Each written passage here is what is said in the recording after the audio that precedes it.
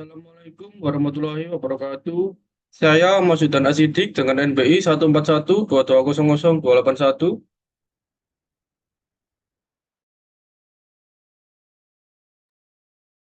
Saya Aditya Farizal dengan NBI. Saya Muhammad Farhan Rizky dengan NBI 26. Saya Galvin Ahmad Naufal dengan NBI 268. Di sini kelompok kami akan menjelaskan analisis lingkungan organisasi dan teori kepemimpinan.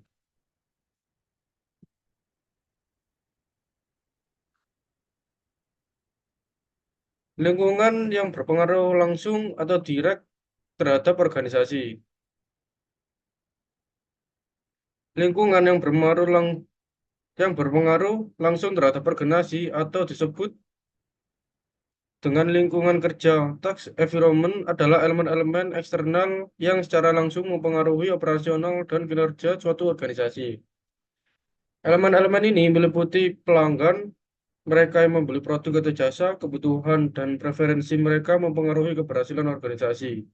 Contoh, Indomaret harus menyesuaikan penawaran produk dengan permintaan pelanggan yang lebih ramah lingkungan. Dua, pemasok. Pemasok adalah penyedia bahan baku dan sumber daya.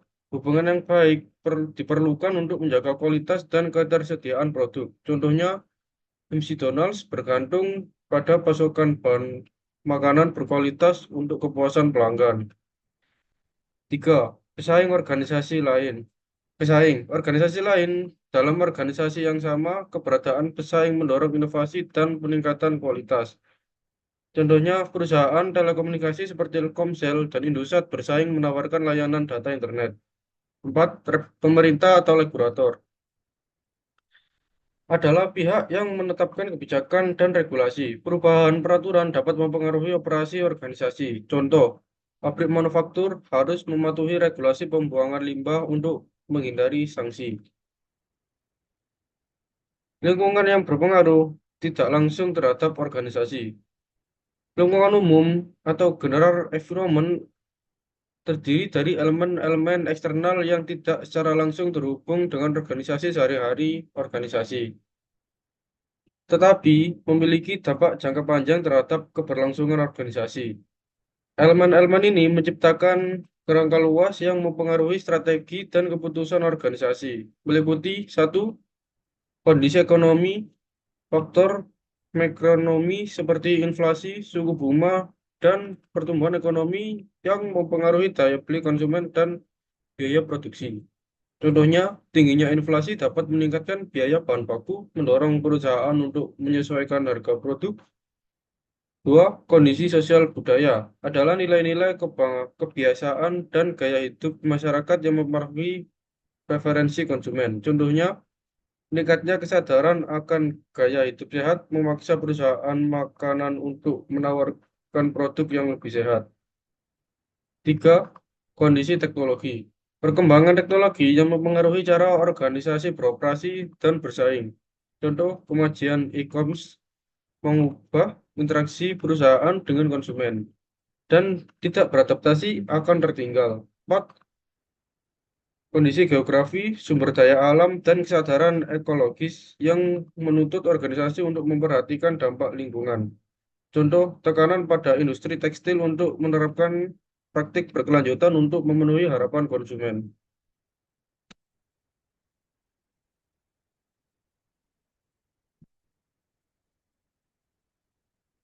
Selanjutnya,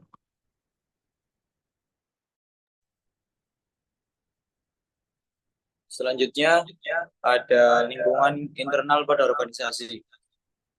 Lingkungan internal organisasi mencakup elemen-elemen yang berada di dalam organisasi dan berada di bawah kendali manajemen. Faktor ini mempengaruhi operasional dan kinerja organisasi. Salah satunya, satu, sumber daya manusia atau SDM. Ada karyawan, manajer, pemimpin yang berkontribusi pada efektivitas organisasi. Keterampilan dan motivasi SDM sangat berpengaruh terhadap pencapaian tujuan organisasi. Contoh, berusaha dengan pengembangan perangkat lunak yang terampil lebih cepat menciptakan produk inovatif. 2. Struktur organisasi. Cara distribusi tugas dan tanggung jawab dalam organisasi. Struktur yang efisien mempermudah operasi, sementara struktur yang tidak jelas dapat menyebabkan. Contoh, organisasi dengan struktur memfasilitasi komunikasi yang lebih baik dan mengambil keputusan yang lebih tepat. 3. Budaya organisasi. Norma dan keyakinan yang dimiliki bersama oleh anggota organisasi. Budaya yang positif meningkatkan motivasi dan produktivitas, sedangkan budaya yang negatif dapat menimbulkan konflik. Contohnya, Google dikenal memiliki budaya inovatif yang mendorong kreativitas dan kolaborasi di antar karyawan. 4. Aset dan sumber daya fisik. Meliputi peralatan, teknologi, dan fasilitas yang digunakan dalam operasional. Kualitas sumber daya fisik berpengaruh besar terhadap produktivitas. Contohnya, perusahaan manufaktur dengan mesin modern dapat meningkatkan efisiensi produksi dan mengurangi biaya.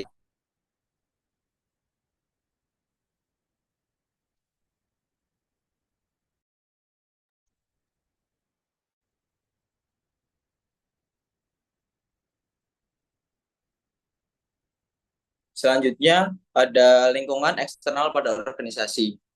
Lingkungan eksternal organisasi mencakup elemen-elemen di luar organisasi yang dapat mempengaruhi keputusan, strategi, dan kinerja keseluruhan. Meskipun tidak dapat dikendalikan secara langsung, organisasi harus mampu beradaptasi dengan perubahan yang terjadi. Lingkungan eksternal dibagi menjadi dua kategori utama. Yang pertama, ada lingkungan makro, faktor-faktor yang langsung berinteraksi dengan organisasi dan memiliki pengaruh signifikan terhadap operasional sehari-hari. Contohnya, perusahaan manufaktur elektronik bergantung pada pemasok komponen. Gangguan dari pemasok dapat menghambat produksi dan memenuhi permintaan pasar. Yang kedua, ada lingkungan makro. Faktor-faktor yang lebih luas dan mempengaruhi organisasi secara langsung, termasuk tren global dan perubahan sosial, ekonomi, politik, dan teknologi. Dari faktor ekonominya, perubahan dalam situasi ekonomi seperti inflasi dan suku bunga dapat mempengaruhi daya beli konsumen dan biaya produksi. Contoh, kenaikan inflasi dapat meningkatkan biaya bahan baku, mempengaruhi probabilitas perusahaan. Dari faktor teknologi, inovasi teknologi yang dapat menciptakan peluang dan tantangan bagi organisasi. Contohnya, perbankan online mengubah interaksi pelanggan dengan bank yang tidak beradaptasi dapat kehilangan pelanggan.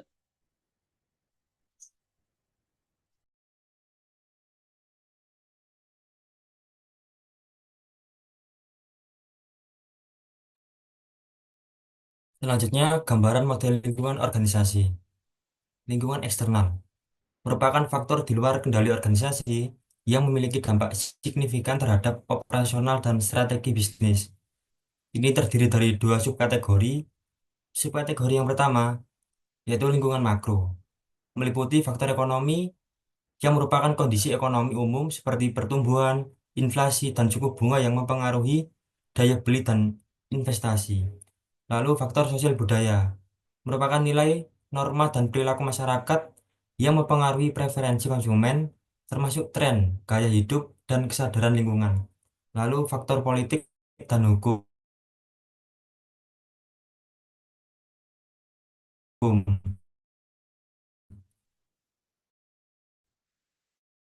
merupakan kebijakan pemerintah dan tenaga kerja. Lalu faktor teknologi ini merupakan inovasi dan perkembangan teknologi, ikan efisiensi, dan daya saing organisasi. Lalu subkategori yang kedua yaitu produk dan pemasaran. Lalu pesaing merupakan taktik dan strategi pesaing yang mempengaruhi posisi pasar. Analisis kekuatan dan kelemahan pesaing memberikan wawasan strategis. Lalu pemasok merupakan kualitas dan harga bahan baku dari pemasok. Hubungan baik dengan pemasok mengurangi risiko gangguan pasokan. Lalu mitra bisnis merupakan hubungan dengan pihak ketiga seperti distributor dan mitra strategis yang mendukung operasional dan pertumbuhan bisnis.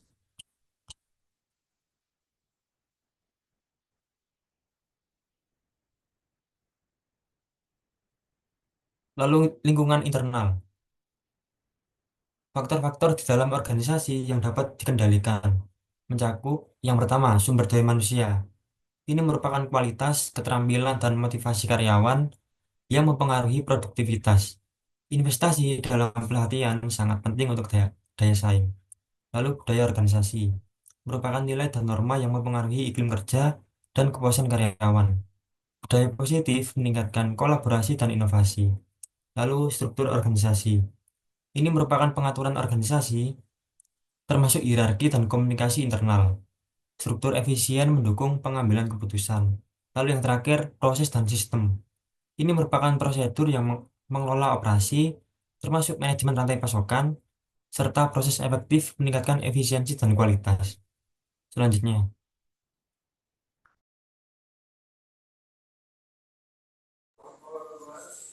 Definisi teori kepemimpinan dan jenis-jenis model kepemimpinan. Teori kepemimpinan adalah kajian tentang cara seseorang dapat memimpin orang lain serta pengaruh kepemimpinan terhadap perilaku dan sikap pengikut. Fokus utama teori ini adalah memahami proses dan sifat-sifat yang membuat seseorang pemimpin efektif dalam mengarahkan dan memotivasi tim untuk mencapai tujuan bersama. Model-model kepemimpinan. Yang pertama ada teori kepemimpinan sifat. Traiti teori menekankan karakteristik bahwa pemimpin seperti keberanian dan integritas dikritik karena kurang memperhatikan faktor lingkungan dan pengalaman. Kedua ada teori kepemimpinan perilaku. Behaviory theory menyatakan kepemimpinan sebagai perilaku yang dapat dipelajari. Mengkategorikan gaya kepemimpinan menjadi autokratis, demokratis, dan laissez-faire. Yang ketiga ada teori kepemimpinan situasi, situation leadership theory. Kepemimpinan efektif tergantung pada situasi. Kepemimpinan harus menyesuaikan gaya mereka sesuai dengan kesiapan dan motivasi tim. Yang keempat ada teori kepemimpinan transformational leadership theory. Fokus pada kemampuan pimpinan untuk menginspirasi perubahan signifikan, menekankan hubungan berbasis kepercayaan dan tujuan bersama.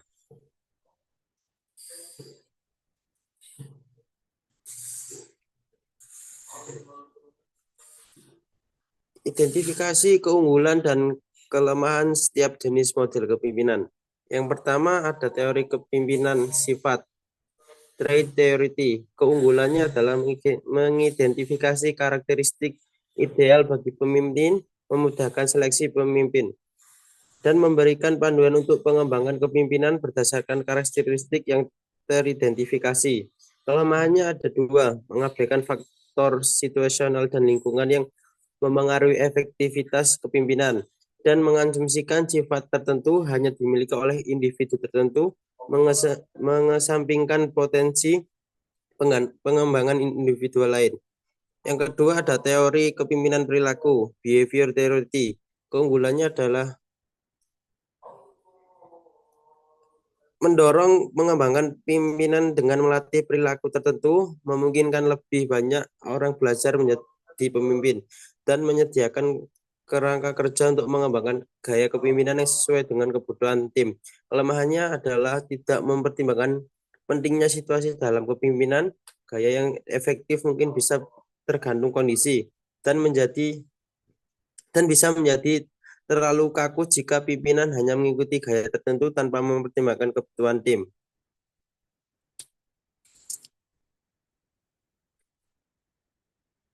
Yang ketiga ada teori kepemimpinan situation atau situational leadership theory. Keunggulannya adalah fleksibel, pemimpin dapat menyesuaikan gaya berdasarkan situasi dan kebutuhan tim, meningkatkan efektivitas, dan memberikan panduan untuk mengembangkan pendekatan sesuai kompetensi dan motivasi pengikut. Kelemahannya adalah memerlakukan pemahaman mendalam tentang tim dan situasi tentang bagi pimpinan, dan rentang terhadap ketidakstabilan jika pemimpin terlalu sering mengubah gaya membingungkan tim. Yang keempat ada teori kepimpinan transformation. Transformation leadership teori. Keunggulannya adalah meningkatkan motivasi kerja dan loyalitas anggota tim melalui inspirasi dan visi yang jelas, dan mendorong perubahan positif dan inovasi, menciptakan hubungan kuat antara pemimpin dan pengikut. Kelemahannya adalah membutuhkan banyak energi dan keterampilan interpersonal tinggi dari pimpinan, berisiko menyebabkan kelelahan, dan berisiko terlalu fokus pada visi jangka panjang bisa mengabaikan kebutuhan operasional jangka pendek. Selanjutnya,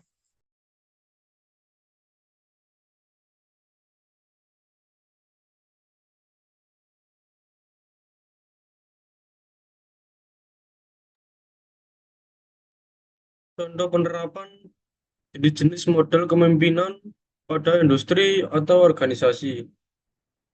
Penerapan model kepemimpinan di berbagai industri.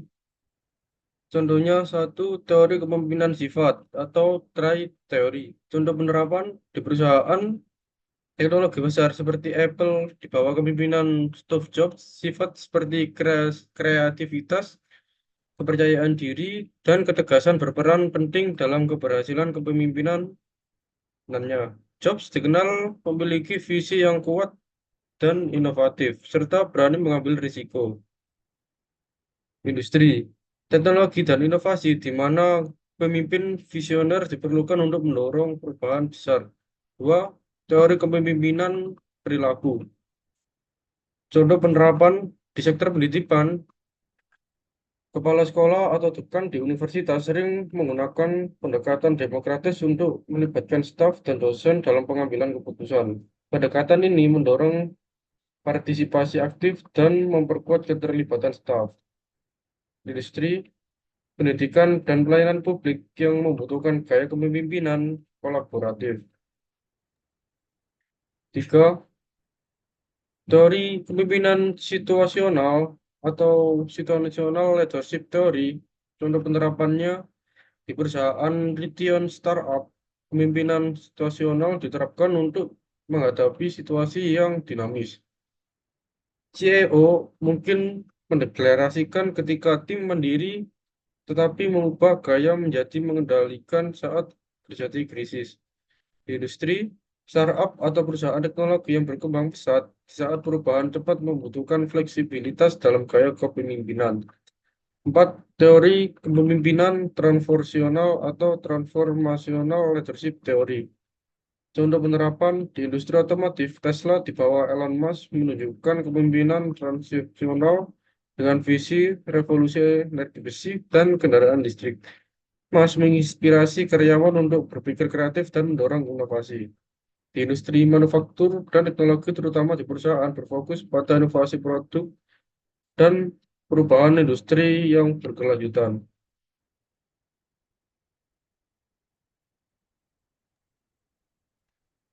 Kesimpulan, lingkungan organisasi mencakup faktor internal, sumber daya manusia, dan budaya organisasi. Dan eksternal termasuk lingkungan mikro seperti pemasok dan pesaing, serta lingkungan makro memiliki kondisi ekonomi dan politik.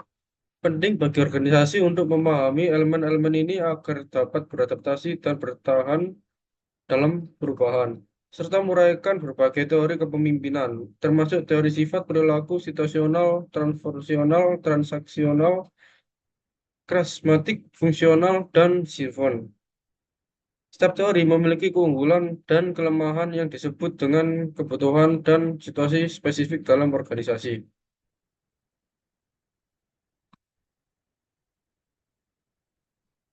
Sekian dari kami. Mohon maaf bila salah. Wassalamualaikum warahmatullahi wabarakatuh.